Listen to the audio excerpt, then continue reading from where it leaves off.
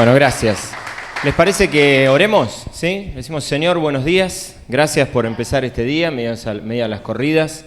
Ayúdanos a tener paz que provenga de vos.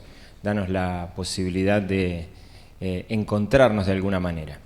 Que este sea un tiempo que no solamente tenga como un cariz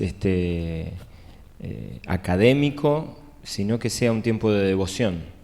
Que en este tiempo busquemos tu cara, busquemos tu rostro y tratemos de aprender cosas que realmente provengan de vos.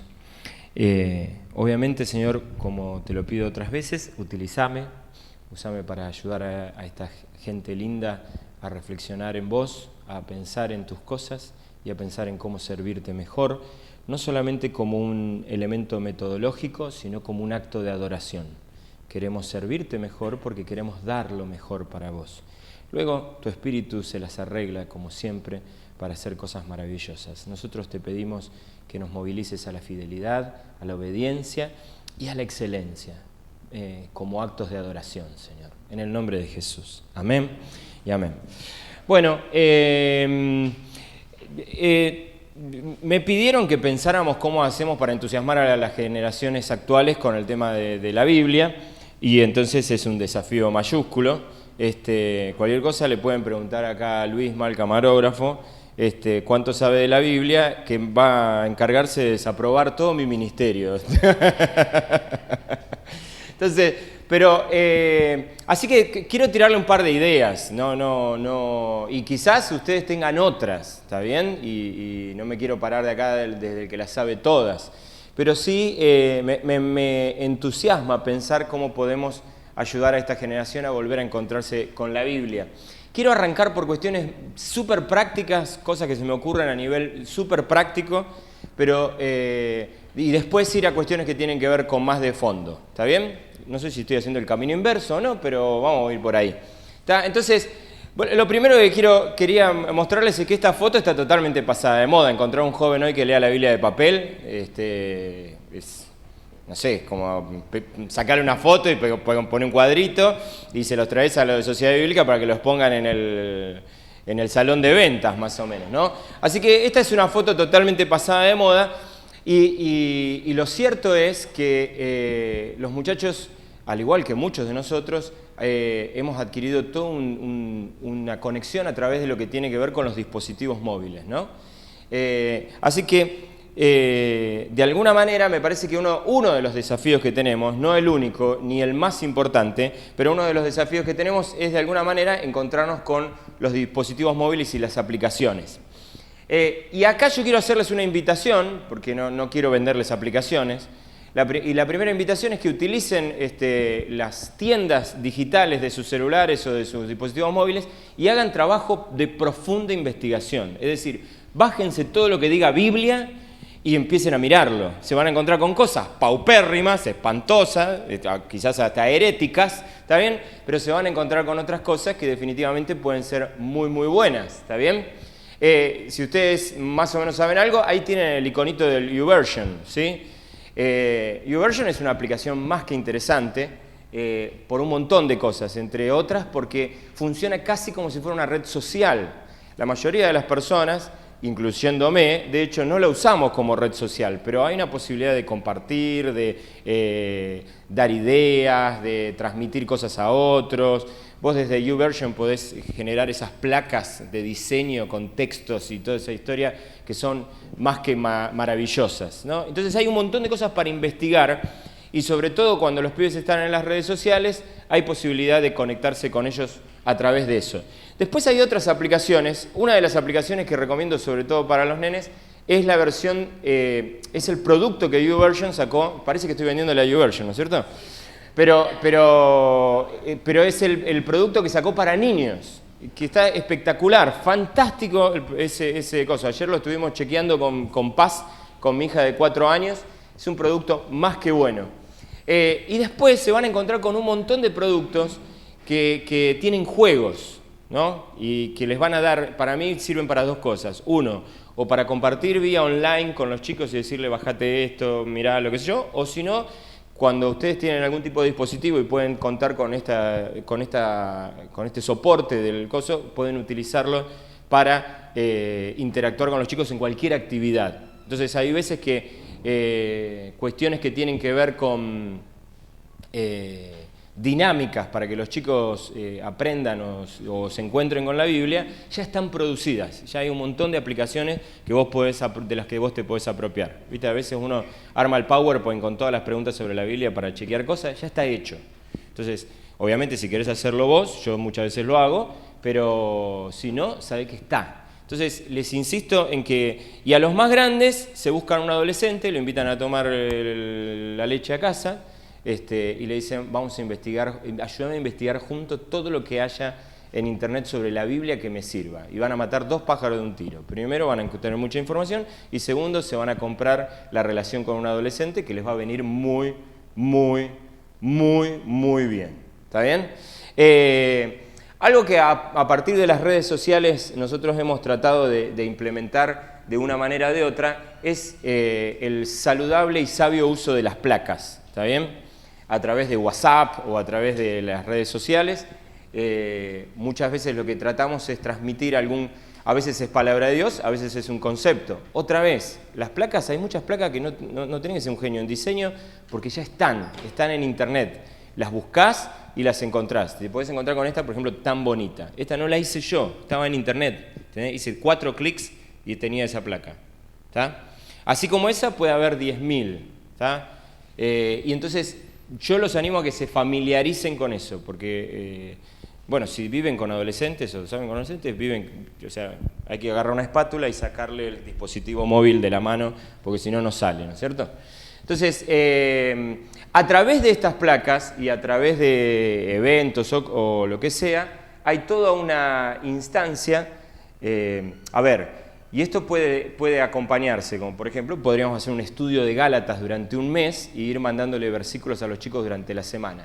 Algo que a mí me parece importante y que está bueno pensar a partir de esto que estamos tratando de diseñar, es que una modalidad que me parece que es importante de la pastoral es que nosotros salgamos de la experiencia única del sábado, ¿no? Entonces, que pensemos, y después vamos a volver sobre ese tema, que pensemos cómo hacemos para transitar durante la semana el contacto con los chicos. Yo siempre digo que es imposible discutirle a un padre que no ame a su hijo y a un líder que no ame a su adolescente y a su joven. ¿Entendés? Yo te digo, vos no lo amás a tu hijo, me sacás el hígado, digamos, ¿no es cierto? Si yo te digo, vos no amás a tu hijo, me pegás. Si yo te digo, vos no amás a tus chicos de tu iglesia, ¿qué haces? Me escupís un ojo, digamos, ¿no es cierto? Porque si no puede ser, ¿cómo me vas a decir lo que me estás diciendo? Pero a veces el cuestionamiento no está en si amás o no amás, sino de qué manera pudiste cultivar una conexión sabia desde tu amor con la vida de ese chico o de tu hijo o de tu adolescente. Y ese es el desafío, cómo hacemos conexión con una generación que a veces se mueve en otro carril distinto al nuestro, ¿no? Entonces, hay muchas veces que eso implica mucha tarea de investigación, ¿no? Y me parece que es un desafío precioso hacerlo. Si no te animás a entrar en mundos que te son desconocidos, entonces pedí que algún adolescente te haga la guía turística. ¿Está bien? Y vas a disfrutar de nuevo conocimiento y además vas a tener interacción con un adolescente. No hay nada mejor para un adolescente que le digas vení y enseñame.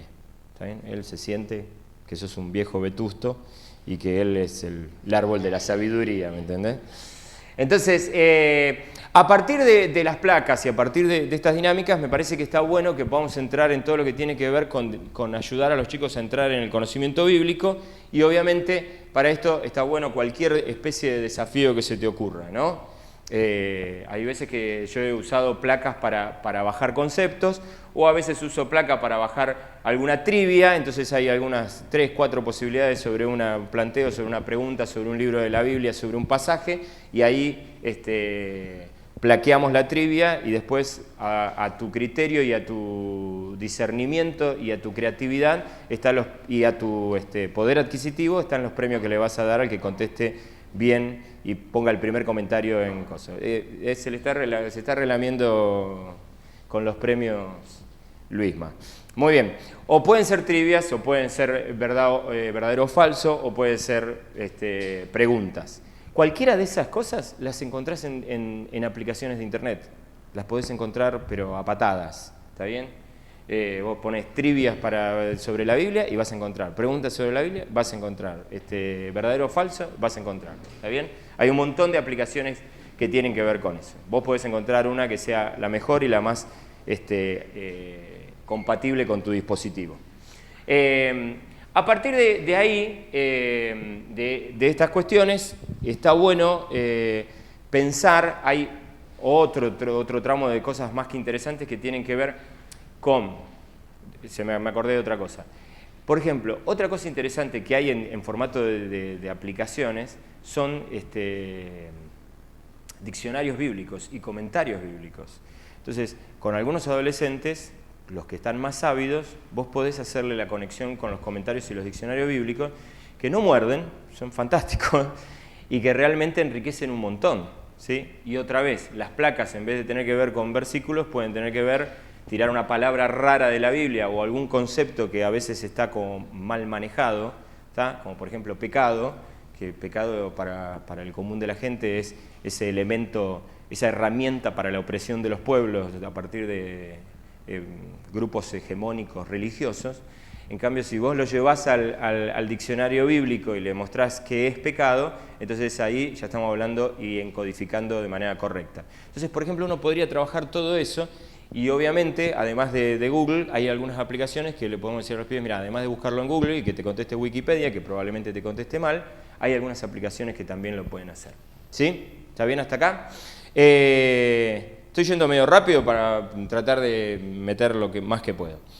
La otra dinámica es que me parece que obviamente tenemos que llevar a los chicos al estudio de la palabra. Y hay 100.000 no, pero hay muchos métodos que están buenos para generar espacios de estudio, ¿no? Uno de los más clásicos es el estudio inductivo, hay lo que yo llamo la máquina en el tiempo, que vos podés ir y tratar de situar a los muchachos en una experiencia de viajar en el tiempo y situarlos en el lugar y guiarlos, hacerlos como de guía de turismo cuando vos tenés la información correcta de cómo era el ambiente, de cómo era la cosa. Pero hay un método que para mí está buenísimo por lo breve, lo conciso, los muchachos andan a 10.000, que es lo que yo llamo el estudio flash. ¿Está bien?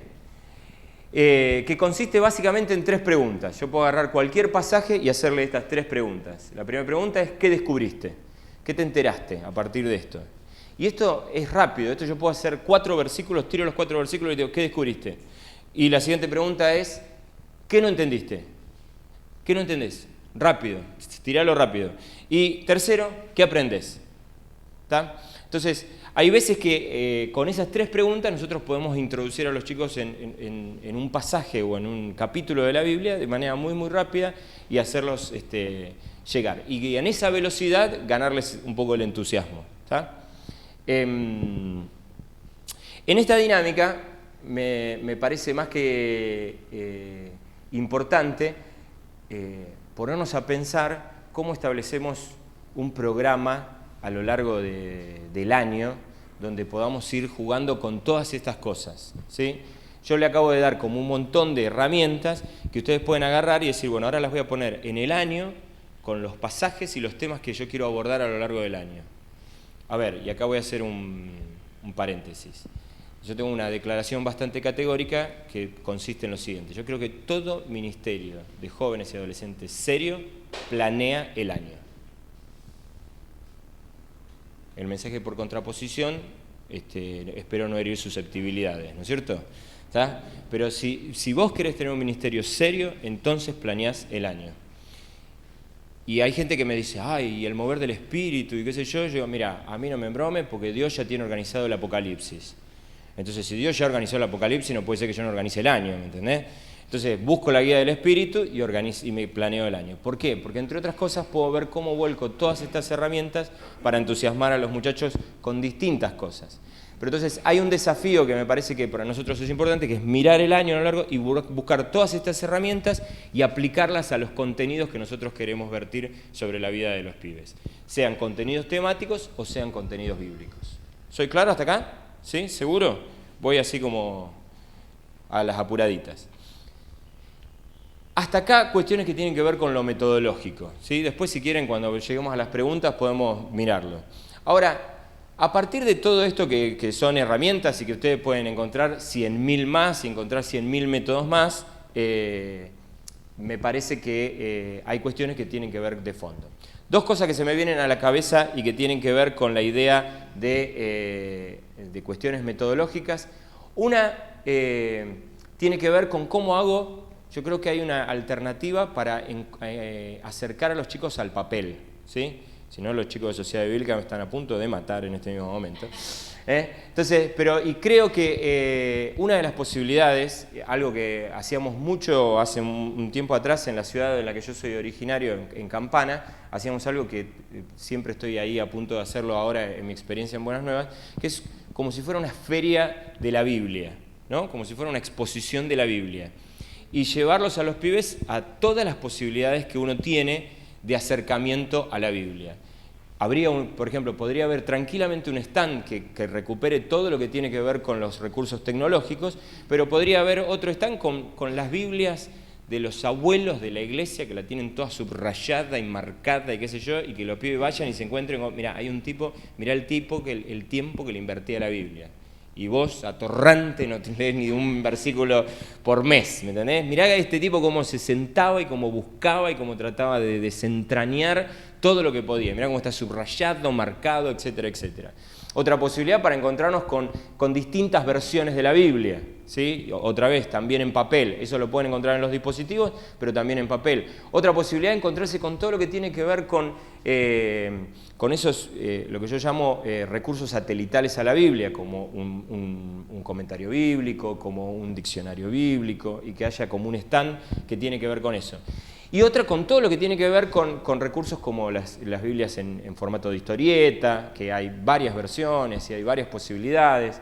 Eso es una experiencia que para mí es... yo me acuerdo de cuando yo era pibe, porque eso lo hacíamos en Campana cuando yo era adolescente, para mí era realmente todo una experiencia fantástica, ¿no? Ahí en Campana me acuerdo que aparecían las Biblias en braille, aparecían todo ese tipo. Entonces vos te encontrabas con la palabra de Dios en todos sus formatos, en todas sus expresiones, en todos sus soportes.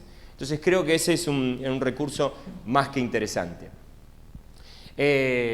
Y un recurso más que sí lo aplicamos y lo gastamos bastante en mi iglesia es imprimir la Biblia en grande, digamos, ¿no? El pasaje con el que yo quiero trabajar lo imprimo en tamaño enorme, tamaño gigante, lo tiramos al piso y entonces vos tenés 5 o 6 adolescentes marcando y subrayando el pasaje, dándole vuelta alrededor de un afiche, ¿no? Entonces a veces queremos abordar un tema y volcamos ahí el pasaje y todos ven y se pelean y discuten y aportan sobre lo que el pasaje dice sobre determinado tema, y eso ha sido algo que realmente ha sido inmensamente productivo con la vida de los pibes, y de hecho así de alguna manera también lo sacamos del encierro en el dispositivo. Así que bueno, déjenme ahora ir entonces a un concepto más fundamental o más a una cuestión más conceptual que me parece importante que tengamos en cuenta después de ver todos estos recursos. Hay un concepto o una idea sobre la que yo quisiera ayudarlos a pensar que tiene que ver con la función del liderazgo, ¿no? En lo personal yo creo que la palabra de Dios es una palabra para ser encarnada, ¿sí? A ver, déjenmelo plantear de esta manera. Nosotros tenemos voy a decir una herejía y después me voy a corregir, ¿está bien? Nosotros tenemos una habilidad que Dios no tiene, aunque parezca raro. Nosotros tenemos la habilidad de hacer una cosa y decir otra completamente distinta. ¿Se entiende? Esa habilidad, nosotros tenemos esa habilidad. Yo puedo decir una cosa y hacer otra totalmente distinta. O sea, mi palabra puede ir en una dirección y mis hechos pueden ir en otra. Dios parece que no tiene esa habilidad. A ver, ahora lo digo mejor. Entiendo que no es propio de la naturaleza de Dios decir una cosa y hacer otra completamente distinta. También la dije mejor ahí, ¿no es cierto? Pero, ¿se entiende a dónde quiero apuntar? Nosotros tenemos esa capacidad. A partir de tener esa capacidad, nosotros hemos hecho de la palabra un elemento conceptual. Nosotros hemos podido instalar en nuestra mente y en nuestro corazón la palabra como un elemento meramente conceptual, como un elemento meramente teórico. Pero para Dios eso es incapaz de existir. O sea, en Dios no es, en su naturaleza no es propio concebir semejante cosa.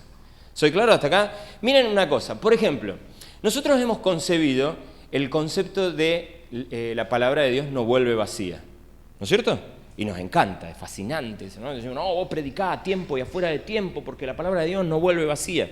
Y a ver, y yo creo en ese pasaje, ¿sí? Pero lo que me pasa es que, como muy bien decía, Esteban es tu nombre, ¿no? Como muy bien decía Esteban, a veces nosotros hemos usado la Biblia como un elemento mágico. Entonces, es medio como que andamos tirando como conjuros al aire, ¿no es cierto? Entonces yo te tiro una palabra y total no vuelve vacía, ¿me entendés?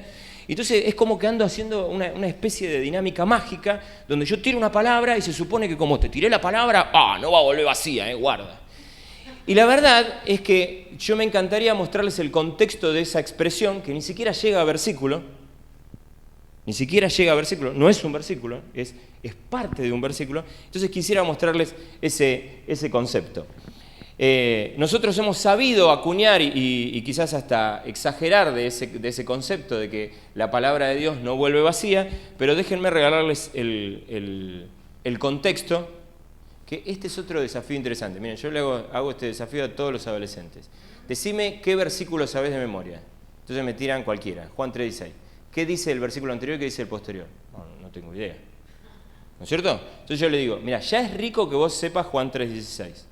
Pero si le metés el 15 y el 17, vas a volar. Vas a ver qué impresionante, vas a encontrar una riqueza impresionante. Y van a verlo, por ejemplo, en este contexto. ¿Está bien? Si ustedes a esa expresión le meten el contexto, fíjense qué interesante lo que va a decir. Porque como desciende de los cielos la lluvia y la nieve, y no vuelve allá, sino que riega la tierra y la hace germinar y producir, y da semilla al que siembra y pan al que come, así será mi palabra que sale de mi boca. No volverá a mí vacía, sino que hará lo que yo quiero y será prosperada en aquello para que la envíe. ¿Sí? Ahora, yo quisiera que ustedes presten atención en esto, porque mientras nosotros concebimos a la palabra como un hecho meramente teórico o conceptual, en el caso de Dios, la palabra no funciona solamente así. Dios habla y suceden cosas.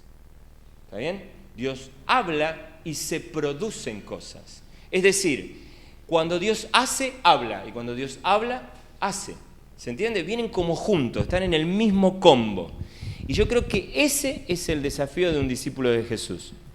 Que lo que yo digo tenga repercusiones en el hacer y lo que yo hago esté sustentado en lo que puedo decir. ¿Se entiende? Y esto para mí es muy interesante porque esto implica que la palabra de Dios tiene como primer desafío que yo la encarne.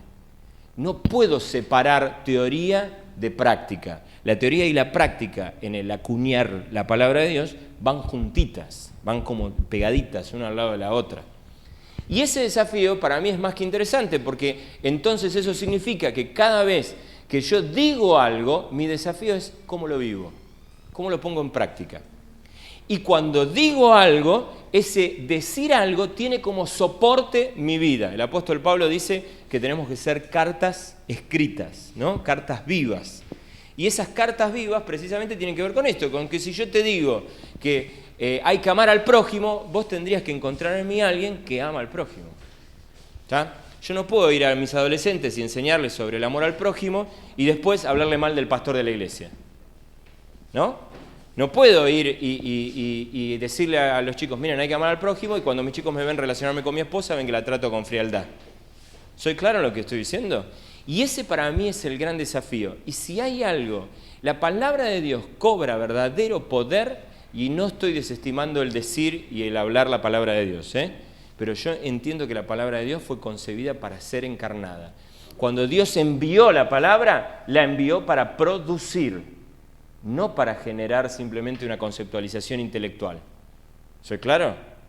Entonces, nosotros los evangélicos somos estamos primeros en el top 10 de los consumidores de palabra. Si no lo metemos en un libro, si no lo metemos en un sermón, lo metemos en la poesía en un CD y ahora lo estampamos en remeras. ¿Está bien? ¿No es cierto?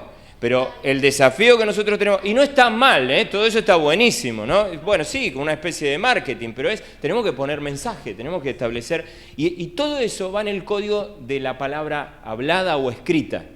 Pero la verdad es que el desafío que Dios nos da es completamente distinto. Lo que yo digo se tiene que ver en mi vida. Obviamente esto, si ustedes se parecen un poquito a mí, puede causar bastante estrés, ¿no? Porque uno empieza a ver que tiene varias falencias, qué sé yo, entonces no sé qué, no predico hasta que lo pueda aplicar. No estoy diciendo eso, pero sí estoy diciendo que las personas deberían ver en mí un obstinado deseo de abrazar la palabra de Dios como una práctica propia a mi vida. ¿Se entiende? Entonces, si yo digo, Jesús vino para que tengamos vida y vida en abundancia, yo me tengo que parar en el espejo y dar abundancia. Si no doy abundancia, hay algo que no está funcionando bien. Si doy miseria, cuando me paro en el espejo, hay algo que no está funcionando bien. Si yo digo, por nada estéis afanosos y vivo comiéndome las uñas, hay algo que no está bien. Entonces, ¿qué tendría que hacer? Decir, Señor, trabaja en mi vida para que la palabra aplique a mí. ¿Sí? Si yo no hago, nosotros estamos pensando, ¿cómo hacemos para que los pibes lean más la Biblia y nosotros no la vivimos? ¿Se entiende? Entonces es una incoherencia total. Porque la Biblia no es un libro para atesorar meramente desde el intelecto, sino que es para vivirlo. ¿Está?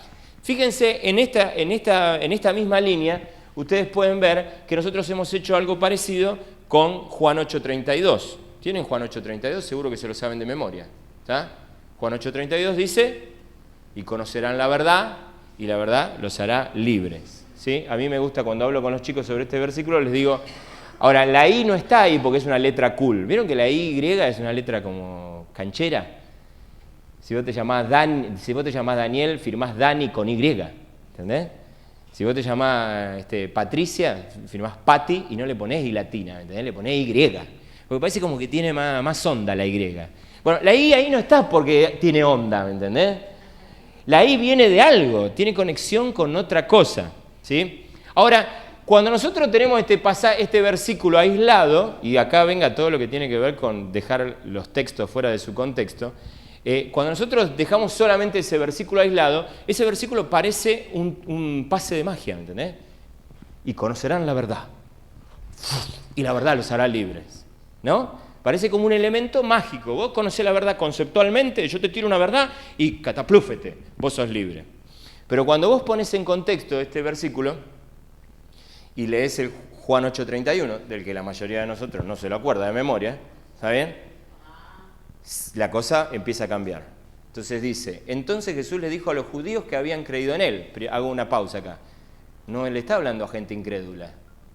No le está hablando a gente rebelde, no le está hablando a gente que le había dado la espalda, le está hablando a estos señores y señoras honorables que participan del Congreso de la Biblia de Sociedad Bíblica Argentina, ¿sí? Que creen en él, que ya creemos en él. ¿Sí? Le habla al diácono, al pastor, a la señora honorable del pastor, a la maestra de escuela dominical, al ujier consagrado, a esa gente le está hablando Jesús, ¿sí? Y dice, si ustedes permanecen en mi palabra, serán verdaderamente mis discípulos. Y obviamente aquí yo entiendo que hay un elemento fundamental. El hecho de que yo haya creído en Jesús no me da garantías de ser su discípulo, ¿sí? A ver, no me quiero poner muy teológico en este sentido, pero yo entiendo que mi condición de hijo no la voy a perder por nada del mundo. Después si quieren discutimos sobre eso, pero es mi posición, ¿no? Yo creo que mi condición de hijo no la voy a perder nunca. Yo creo que una vez que Dios me adoptó, me llevó a vivir a su casa, me peinó todo. Cuando yo me porto mal, no me lleva al orfanatorio de nuevo, me dice, che, te vuelvo a traer el crío que hasta que no me lo corrijas no te lo saco de nuevo de acá, ¿no? Entonces Dios me adopta y me adopta. Mi hijo Franco es maravilloso, es mi hijo. Es terrible, sigue siendo mi hijo. ¿Saben? Se porta bárbaro, es mi hijo. No se porta bien, sigue siendo mi hijo. Sin embargo, el ser discípulo requiere de otra cosa. Requiere de que yo tenga ganas de aprender, tenga ganas de permanecer en su palabra. Aparentemente no alcanza con solo creer, tengo que permanecer en su palabra. La Nueva Versión Internacional dice, si permanecen fieles a mis enseñanzas, ¿no? Este concepto de la fidelidad, de mantener en el tiempo. Permanecer en la palabra no es solamente acuñar el concepto y atesorarlo en mi intelecto. Permanecer en la palabra implica que acuño el concepto, lo atesoro en mi cabeza, lo proceso con mi corazón y lo llevo a una práctica concreta. ¿Cuánto tiempo? Todo el tiempo que sea posible. ¿Frente a qué circunstancias? Frente a todas las circunstancias que puedan venir. Eso es fidelidad, ¿no? ¿Se entiende? Yo siempre cuando hablo del concepto de fidelidad digo lo siguiente. Fidelidad se sostiene en el tiempo y frente a cualquier circunstancia. Yo no le puedo decir a mi esposa, te voy a ser fiel 2 días. Mi esposa me agarra patada, ¿me entendés? Y tiene toda la razón del mundo. Acá la señora asiente, ¿ves? Se ve que por ahí habrá pasado con alguna experiencia así, acompañando a su esposo. Entonces, ¿sí? Y es frente a cualquier circunstancia. Yo no le puedo decir a mi esposa, mirá, yo siempre te fui fiel, pero apareció esta chica tan linda, tan preciosa, con esas curvas, y bueno, uno no es de madera, ¿viste? Qué sé yo, entonces se me fue la fidelidad. No, la fidelidad se sostiene todo el tiempo, bajo cualquier circunstancia. Entonces, yo no puedo decir, bueno, 1 Corintios 13, bueno, ¿qué querés? Vivimos en este mundo también, ¿viste? No, sí, está lindo, pero tampoco la pavada, ¿no? Hay que perdonar, bueno, perdonar, 70 veces 7, y uno va llevando la cuenta, digamos, ¿no? Entonces, si va a haber versículos a los que nosotros no vamos a permanecer en ellos, vayamos tachando y nos vamos ahorrando lectura, digamos, ¿no es cierto? ¿No? Ahora, yo creo que si está en la Biblia es para que yo lo atesore en mi mente y mi corazón y lo pueda llevar a la práctica. Lo interesante es que una vez que yo permanezco fiel a mi palabra, de alguna manera la Biblia dice que recién ahí me puedo dar chapa de verdadero discípulo. No soy verdadero discípulo cuando levanto la mano, paso al frente y hago la oración de fe. No soy verdadero discípulo porque voy todos los domingos a la iglesia. No soy verdadero discípulo porque tengo un puesto importante en alguna congregación. Soy discípulo cuando permanezco en su palabra, cuando soy fiel a sus enseñanzas. Cuando digo, maestro, enséñeme, ¿qué tiene para enseñarme? Hay que amar al enemigo. Ok, difícil la tareita de hoy, ¿eh? Sí, pero esa es la lección de hoy. Y bueno, a ver, ¿y cómo se hace? ¿Cuál es la lección? 1 Corintios 13. El amor todo lo espera, todo lo soporta, todo lo sufre, todo. Sí, todo. Bueno, me cuesta, pero vamos a intentar hacerlo, porque ese es el norte. El maestro enseña y a mí ¿qué me toca hacer? Aprender. Cuando yo no quiero aprender del maestro, renuncio a mi condición de discípulo. Ahora, una vez que yo soy verdaderamente su discípulo, entonces dice que hay un efecto, y ese efecto es que conocemos la verdad. ¿Sí? Cuando yo soy su verdadero discípulo y permanezco en la palabra, empiezo a ver cómo la palabra es realmente viva y, acá tenían que decírmelo a coro y a los gritos, porque viva y eficaz. Eficaz, ¿qué significa eficaz? Sirve para la vida. Entonces, cuando yo permanezco en esa fidelidad y sigo las enseñanzas del maestro y pongo en práctica la palabra de Dios, digo, che, sirve, está buenísimo esto. A ver, la respuesta amable calma el enojo. A ver, pongámoslo en práctica. ¡Epa! Lo pongo en práctica y me sirve. Miramos, perdoná al que te ofende. ¡Wow! Lo pongo en práctica y sirve. Mirá, estoy más liviano, más tranquilo, más libre. Me saqué un peso de encima. Hay que amar al enemigo. ¿Cómo voy a amar al enemigo? ¿No? Y después uno ve que ama al enemigo y la cosa es distinta, ¿no es cierto? Y es libre, verdaderamente libre. Cuando uno experimenta la verdad, cuando uno conoce la verdad, no solamente como un hecho meramente conceptual, sino como una experiencia de vida, se apropia de la verdad, entonces ahí la Biblia dice que vos empezás a experimentar la verdadera libertad. ¿Soy claro en lo que estoy diciendo? Ahora, ¿por qué digo todo esto? Porque una de las cosas que me parece interesante es que esta idea a mí me hace acuñar un pensamiento, y es el siguiente, que hay una relación directamente proporcional entre mis posibilidades de libertad y mi condición de discípulo. ¿Me siguieron? Más discípulo, más libre. Menos discípulo, menos libre. ¿sí? Y en el marco de que esto lo que nos muestra es que definitivamente Jesús nos anima no a vivir un hecho mágico, sino a encarar un proceso. Y ese proceso tiene que ver con creer en Él y creerle a Él para permanecer en su palabra, entonces convertirme en un verdadero discípulo, entonces conocer la verdad y entonces ser libre, ¿no? Ese proceso es un proceso que a mí me genera un doble desafío. Mi primer desafío es devocional. Yo digo, maestro, enséñeme. Quiero aprender de tu palabra. Cuando voy a la Biblia, no voy a la Biblia por un mandato religioso, no voy por un dogma. Voy a la Biblia porque me quiero sentar con el maestro a tomarme unos mates, un café con leche, una Coca-Cola dietética. Digo dietética porque el maestro te va a decir cuida el templo. Por eso digo dietética, ¿está bien? Entonces es una contradicción, ¿me entendés? Tomar una Coca-Cola con un montón de azúcar a los pies del maestro. El maestro dice, ¿qué está tomando? Coca-Cola azucarada. ¿Qué está haciendo, cacho? ¿Se entiende? Pero ahí me siento con el maestro. Y entonces, ¿qué digo? Enséñame. Cuando me acerco a las Escrituras y cuando animo a mis muchachos a que se acerquen a la Escritura, no es una condición dogmática, no es una imposición dogmática, es acércate al maestro.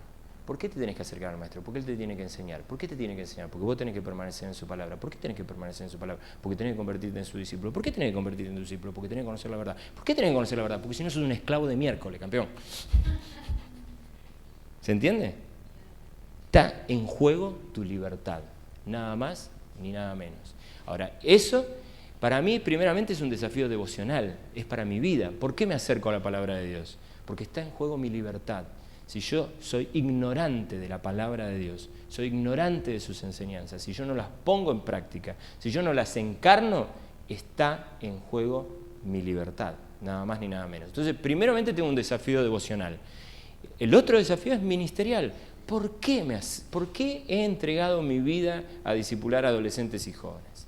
Porque quiero ser socio de Dios por su libertad. Si hay algo que me enoja soberanamente y me pone muy, muy rabioso, es ver adolescentes esclavos. Es más, es ver personas esclavas. Ahora que me toca a veces trabajar más con adultos y la gente me cuenta sus relatos de 25, 30, 35, 40, 45, 50 años de esclavitud, me sale decirle, ¿por qué no empezás a permanecer en su palabra, cachito? ¿No? Entonces, ¿por qué te animo a que te encuentres con la palabra de Dios? ¿Porque es una imposición religiosa? No, porque en la palabra de Dios hay la posibilidad de que vos aprendas del maestro y seas verdaderamente libre. Entonces, ese es mi desafío ministerial. Yo quiero acercarme a los chicos y decirle, muchachos, vamos a crecer en conocimiento de lo que el maestro tiene para decirnos, ¿sí? Y obviamente ahí la Biblia juega un papel importante. Entrale por donde vos quieras, pero por favor, entrale, ¿sí? Cuando decía esto se me ocurrió otro recurso más, que obviamente está para chequearlo, pero también está para apropiarse. Mi hijo consume youtubers a lo loco, ¿sí? Hay youtubers que están tirando cosas en las redes que provienen de la palabra de Dios y que tienen que ver con conceptos. Obviamente uno teológicamente lo puede mirar así, qué sé yo, pero no te preocupes tanto por eso. Después de que el flaquito, tu hijita, tu hijito, tu adolescente mire ese youtuber, propone la charla y le harás las correcciones teológicas que vos quieras. Pero para esto, cuando te quieres acordar, él ya fue introducido a un concepto bíblico que probablemente le remueva cosas. ¿Está bien? Si vos estás esperando que todos los youtubers sean Piper, Matthew Henry y Billy Graham y quien más te guste, y bueno, esperá sentado porque no lo veo no lo veo a Piper de youtuber, no lo veo, ¿entendés? Se me complica verlo. Esto para mí implica, simplemente termino con esto y después, si quieren, hacemos preguntas y si no, se toman un café con leche. Esto implica una experiencia que creo que todos nosotros necesitamos hacer. Si yo quiero que mis adolescentes se acerquen a la Biblia, lo mejor que puedo hacer es yo acercarme a la Biblia y luego acercarme a mis adolescentes. Esa es la idea del mentor, ¿no? Vuelvo con lo de atrás, ahí te vuelvo. ¿sí? Esto hace referencia a Juan 8:32, 31 y 32, ¿no?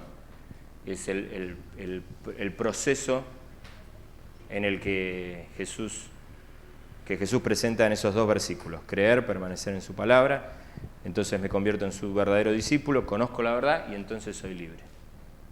¿Está bien? ¿Avanzo? Entonces, entiendo que para todo esto que yo les planteaba, es importante que cosechemos esta idea de relaciones interpersonales cercanas con los adolescentes. La palabrita de moda es mentor, pero ponele la palabra que vos quieras. Hermano mayor, pastor, líder, lo que sea.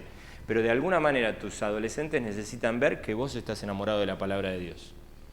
Un aporte categórico que quiero hacerles, ojalá tus muchachos se den cuenta que vos estás enamorado de la palabra de Dios, no porque sos un fanático religioso, sino porque sos lo suficientemente inteligente para querer ser libre.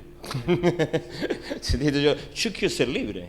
A ver, flaco, quiero ser libre. ¿Dónde está la info que me hace libre? En la palabra de Dios. Entonces, flaco, ni loco consumo otra cosa, ¿me entendés? Y te invito a que hagas exactamente lo mismo. Yo quiero de esto. Necesitamos contagiar a nuestros muchachos con esa experiencia. Si vos tenés una actitud fría para con la palabra de Dios, olvídate. Vas a usar todos los recursos que vimos al principio y va a ser lo mismo que la nada, ¿no? Entonces, fíjense qué interesante que el consejo del autor de Hebreos, miren cuál es el consejo del autor de Hebreos en esta situación. Acuérdense de sus pastores que le dieron a conocer la palabra de Dios. Fíjense, hasta ahí uno podría pensar que es un hecho meramente conceptual, pero no es un hecho meramente conceptual.